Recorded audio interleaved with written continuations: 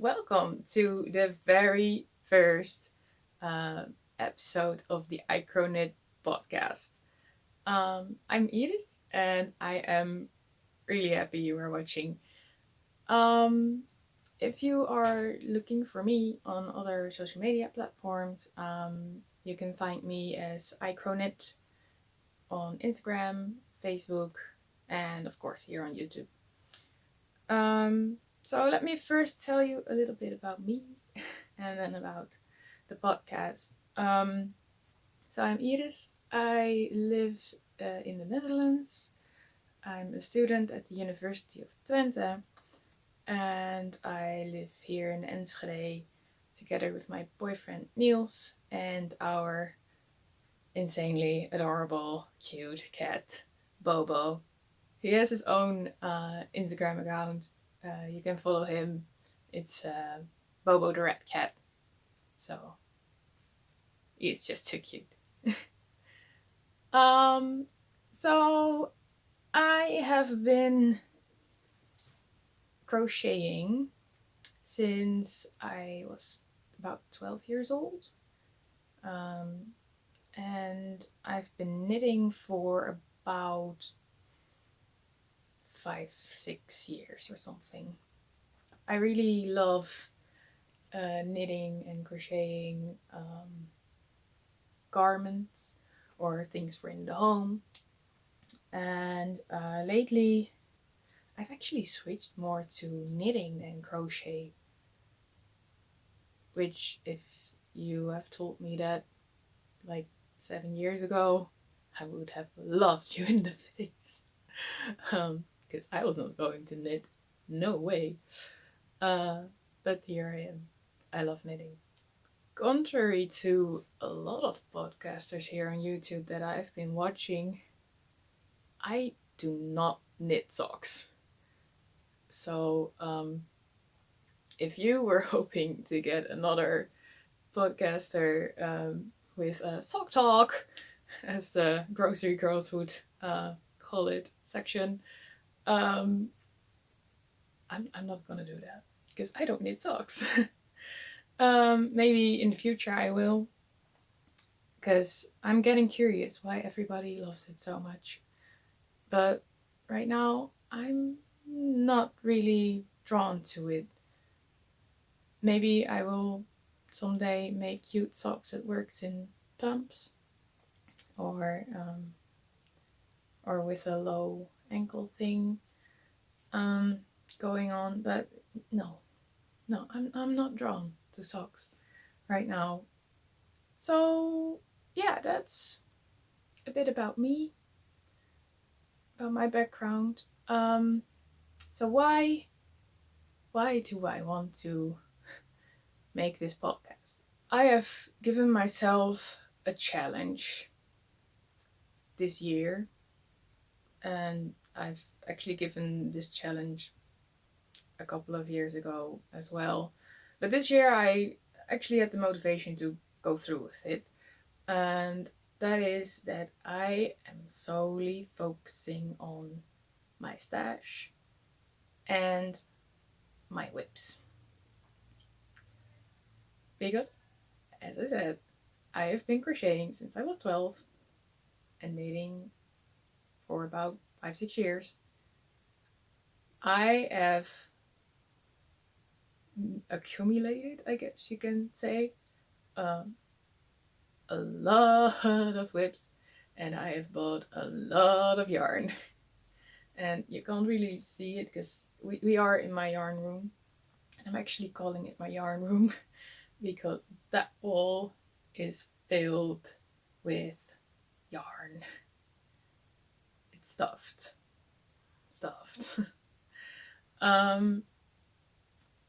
So what happened in the past couple of years, well, about 10 years I guess, is that I got inspiration, or I saw a really great pattern somewhere in a magazine or online, and I immediately went looking for yarn for it. And sometimes I even couldn't juice, so I got 2 stashes of yarn that work with that pattern. And then I just did not get to make it. Or it disappointed and I just made one of the 2 versions. Or I forgot about it. Or the idea I had was somehow not as great as I thought it would be. So that way, oh man, I've got so much yarn. I also have like this stash of Bernard velvet. I think I actually ordered it from the US or Canada, somewhere, from Yarn Inspirations. And I have made a so wrong estimation about how much yarn I need for like a sweater, because I wanted to make all sweaters in velvet, and I thought I bought yarn for like 3 sweaters, and now I've knitted 1 sweater in velvet. It's the kettle corn sweater by Knititude. And it took up less than half of what I thought it would for a sweater. So I have velvet yarn for 6 to 7 sweaters instead of 3. Like those kind of things happen to me. And so it's my yarn room is stuffed with yarn and whips.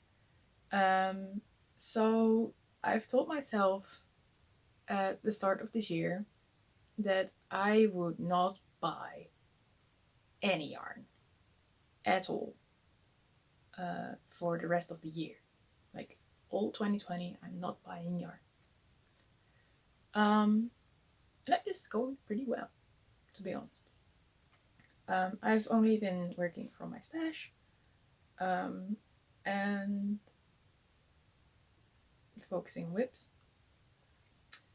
Although I have been also making new things, because I have so much yarn, I can just start new things with what I have, which is a challenge on its own, but it's nice. You know, sometimes I come across a pattern and I'm like, oh, I've got yarn for that, and then I start it, and then I have another whip.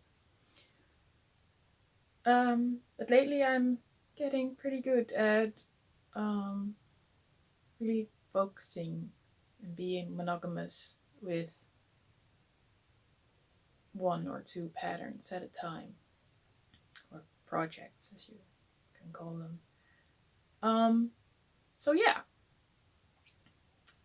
that is what I wanted to do with this podcast, because I think it would also be an extra motivation for me to keep working for my stash and on all of these whips. I've got so many whips, you guys, it's not funny. I don't even know how many I have. Some people dare to count their whips. I don't know. I really don't know. I honestly don't know. Just last week I have frogged a couple of them that I encountered because I was looking for something else. And I thought to myself, am I going to finish this? No.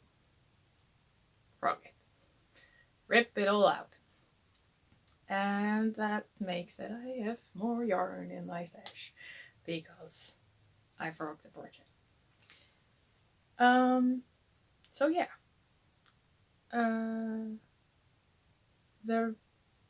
I think the podcast will be about the FOs I create over time and the whips I have decided to focus on. Because there are so many, I cannot go through all of them, and I wouldn't even know how many I have. Like, sometimes it's a surprise what I encounter here. So yeah, And at the end, I think, yeah, what I want to do is at the end give you some insight into what I watch or listen to when I am knitting, because I am a binge watcher. So yeah, that's what this is about, and I hope you like it. I hope you stick around, and let's get started. So the first thing I wanted to show you is what's on the mannequin. It's the Rivage top by Drops Design. Um, and I knitted it in Drops Fabel. I have no clue what the colorway is called. No, I don't know. I really don't know. It's a really nice top. I finished it in February somewhere, so it's kind of old.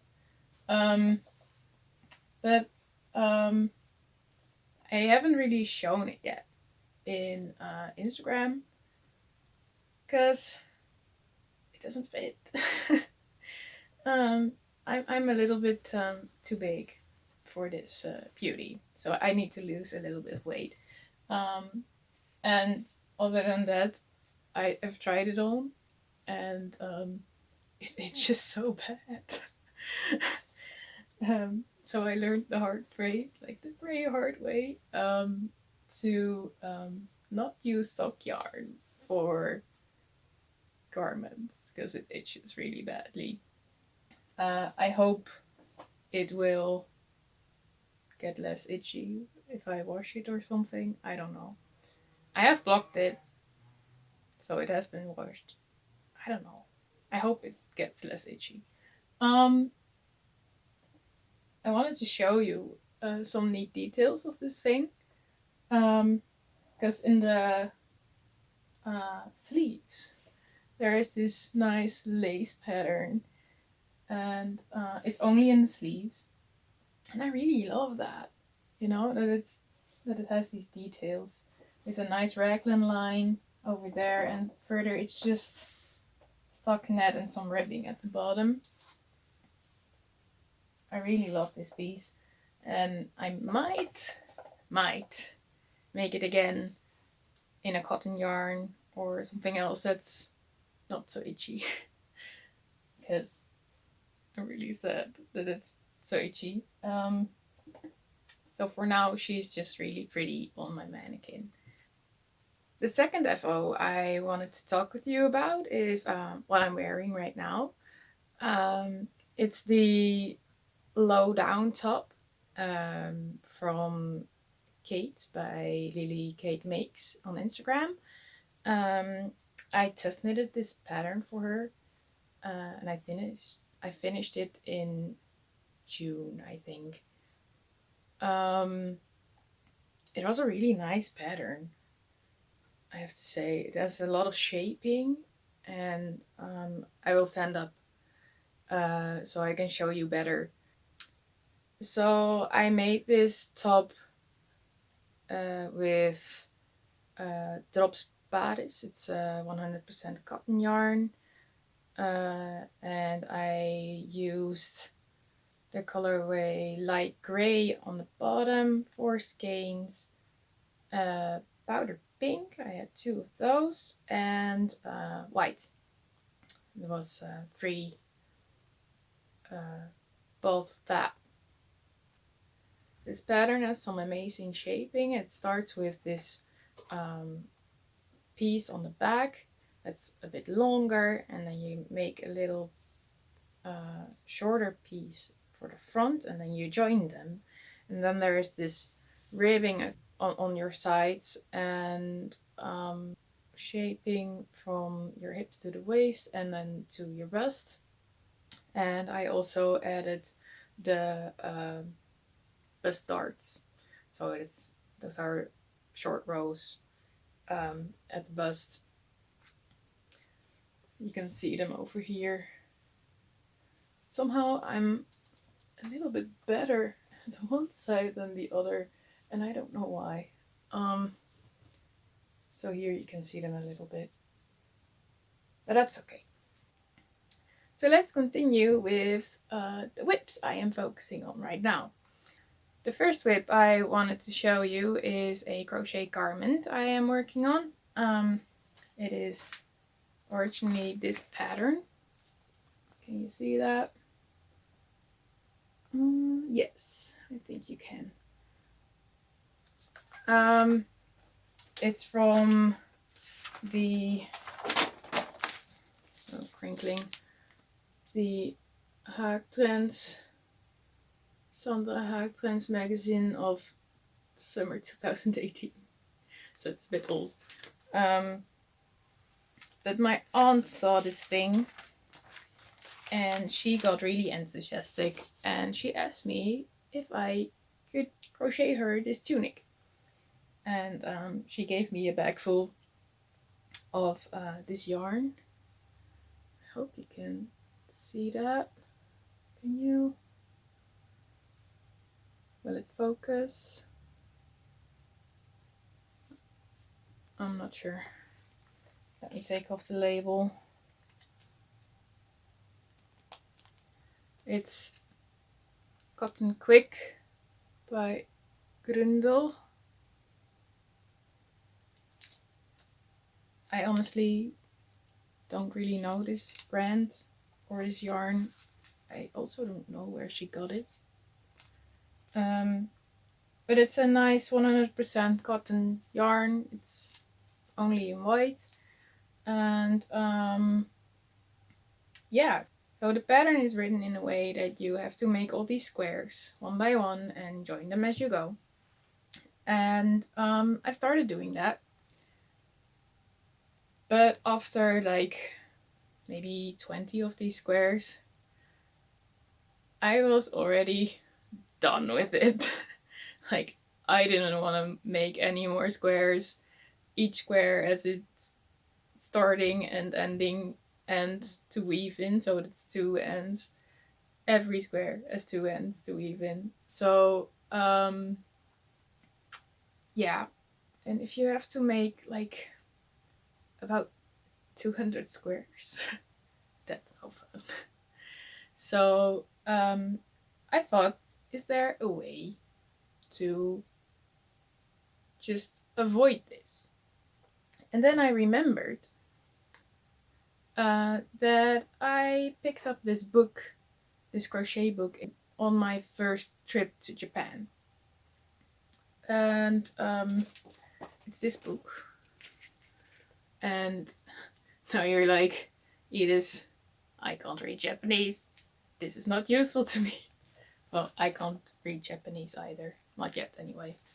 I would love to learn, though. But in this book, there are a lot of graphs. A lot of charts, I have to say. And these showed me a way to make all of these things, just like this one, which is kind of similar to the pattern I just showed you. How to make these in rows. So you make like half of it, and then you turn and you make the other half on top of it in rows. And that way you technically only have two ends. One at the start of your garment and one at the end. And well, of course there are more because you can't make an entire garment from one skein. But you know, it only deals with two ends technically. So I studied it all, and I figured out how to do that exact same thing with the squares in this garment.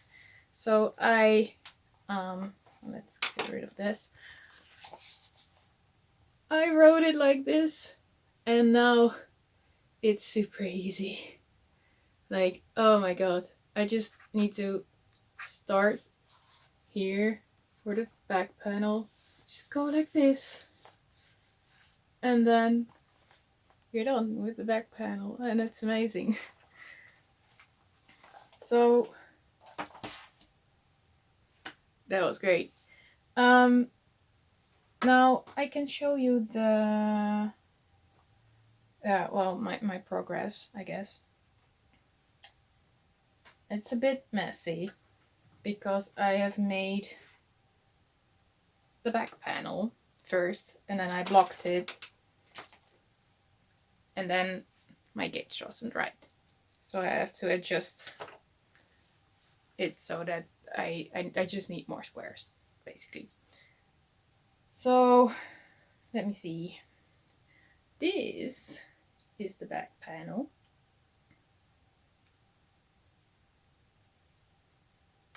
So this is the back panel, and it needs two more rows here at the bottom, and I have made the right front panel. Oh, and I'm almost done. I'm joining it to the back panel there. This one is the correct length, but it's not blocked yet. Yeah. And as you can see, well, I'm gonna show you. Right here, oh god, I need more hands. So yeah, as I told you, this is messy. So here, there. Here I'm joining to the back panel, and once I'm done with that, I'm finishing the bottom squares. And that's going back to my starting point over here. And then I only have these two ends at the end to take care of. That's amazing. Then I have all these squares and just two ends. Well, it's not really true, but only just a couple of ends to work with. I did make the other panel. The left panel. But I forgot because I was making this and I forgot because I was having that issue that my back panel was too small,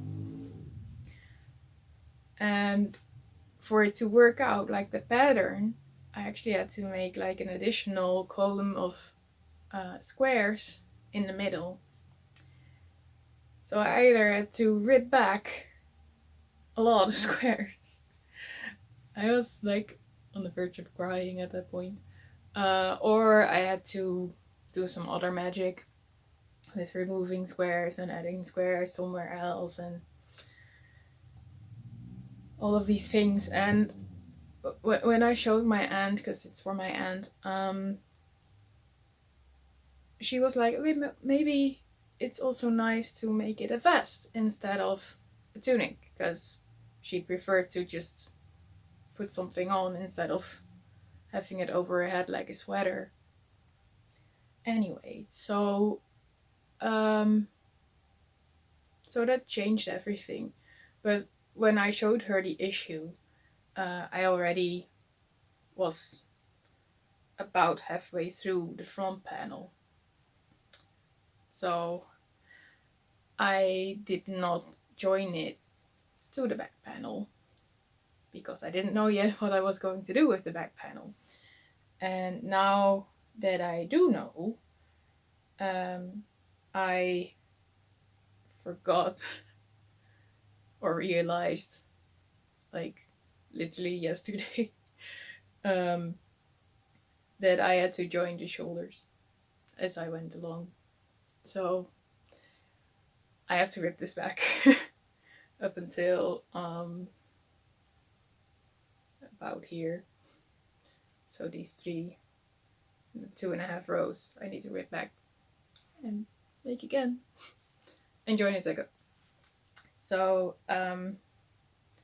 yeah, that's a bit sad. But this project is filled with those kind of shenanigans because I have to rip back a lot and then do it over again. Because I also did this wrong with the left panel. I had to rip back. So I was almost as done as the left panel is here. But then I had to rip back because I needed to join at the shoulder. Well, life happens, I guess. So that is kind of almost done. I think it will be done the next time we will see each other. There is one more whip I have been working on. It's also a crochet whip, just by chance. And it is this. Yeah, I know. You're like, what is that? Well, let me tell you some background story first for this one. My boyfriend works at a very technical electrical firm, and his office mate, his roomie there, was expecting a baby girl. And Niels, my boyfriend, he wanted to gift him something, and he was literally like, Edith, can you make me a baby gift for him? And I said, okay, that's okay. Please tell me the theme or whatever they have in their baby room so I can make something that fits there. And then he came back. It was kind of difficult because it was already going to be his third girl. And that they literally have everything. So it was like, nah, what can we give her? Or them, really. It's actually, you give something to the parents, right? Not really to the baby. Anyway.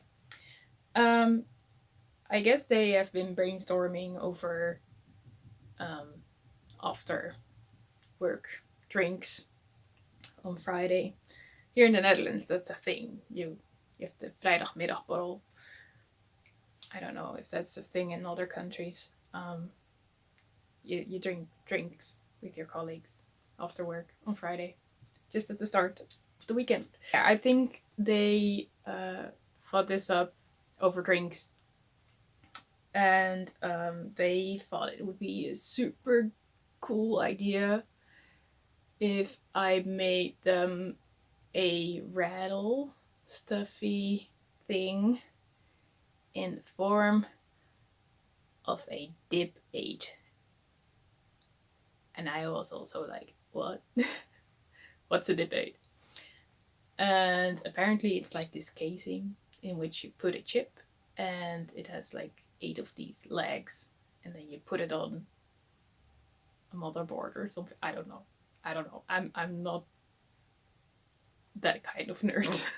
So he showed me a picture, and I will insert it here. And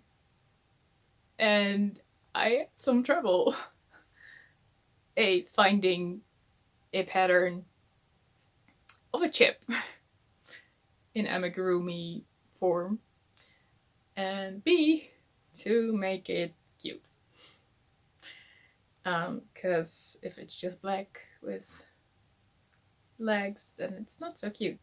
So I started at the bottom, just making the bottom, and then I worked in the round on top of that bottom up, and I even made like sort of a ridge where the legs would come out, and then I made the top going back and forth, and when I was at the side I would join it just like that. Then I made 8 of these stuffed legs, and this was really the part I hate about amigurumi. I really don't like making amigurumi, to be honest. So I made 8 of these and then I sewed them all on. And we thought it would be super fun if we embroidered her name on top, and that's the thing that still needs to be done, like needs to be finished. And then it's to be stuffed and put a rattle in, and then it's all done. And currently there's someone testing this pattern for me, because I wrote it all down, and it will probably be my first pattern release. This amigurumi of a chip. Yeah, I still am not sure what to think about that, to be honest. It's on the one hand kind of funny, on the other hand it's kind of sad.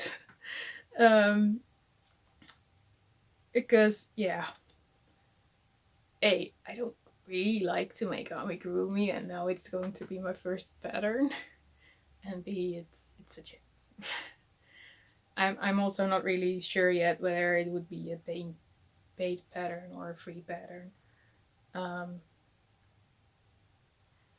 because it's my first pattern, so I feel a bit meh to ask money for it. And I'm also thinking the person who would want to make this from my pattern, yeah, it feels a bit like a joke, you know? So, and jokes shouldn't really cost money, or not a lot. So maybe it will be like 50 cents or something. I don't know. Let's wait and see. So that's coming. That's really it, really. So I'm focusing on the square flower vest and the amigurumi right now, and I'm not sure yet what I will be doing after that. I guess we will see in the next episode. So to end off this episode, I wanted to add the section of me telling you what I've been watching lately during my crochet and knitting, because I rarely just sit on the couch and knit and crochet. Like, I need something in the background, and most of the time it's some sort of series or podcast. And in the past couple of weeks, it has been binging one particular series, and also quite binging one particular podcast, since my series is over and I have not decided yet what to watch after it. So the series I have been watching, like binging, during crochet and knitting was Rain. Rain is a series about Queen Mary of Scotland, and how she is defending Scotland, and just about her life, really. And it's pretty amazing. It has, I don't remember how many seasons it has, but it is well made, and I've really enjoyed it. So I really recommend to you to go and watch that if you haven't yet.